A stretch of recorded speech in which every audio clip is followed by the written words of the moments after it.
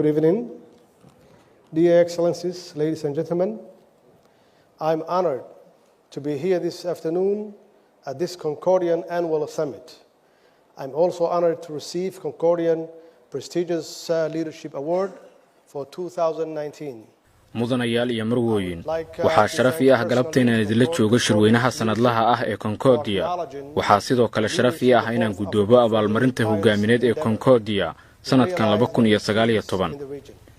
waxaan si gaar ah hogaanka Concordia uga mahad celinayaa inay aqoonsadeen dadaalka joogtada ah ee madaxda Geeska Afrika ugu jiraan sidii gobolka nabad loogu soo dabaali lahaa.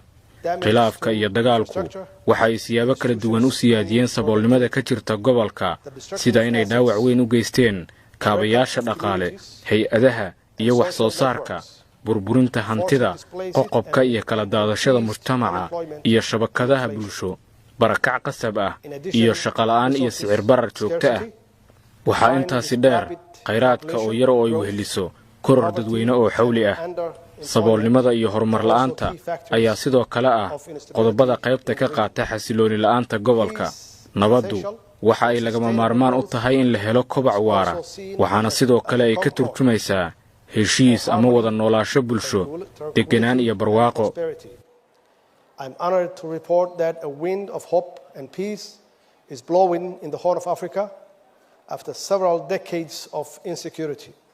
However, maintaining peace requires trust building, compromise, concession, understanding, and commitment from all sides involved in the conflicts. waxaa sharaf ii ah inaan idinla wadaago in Geeska Afrika hadda ay ka jirto saasaan rajo iyo nabadeed kadib sanado badan oo nabadgelyo la'aan ah.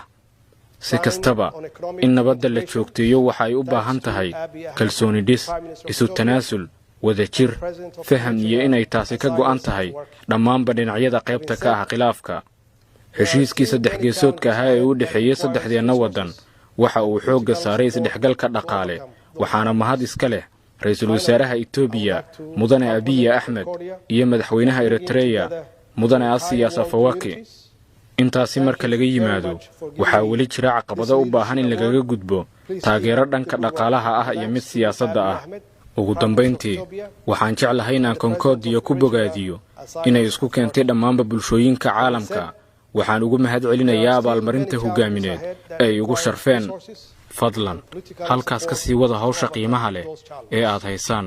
Finally, I would like to compliment Concordia for bringing together the entire world communities, and thank you very much for giving me this leadership award. Please keep up the good work. And I thank you.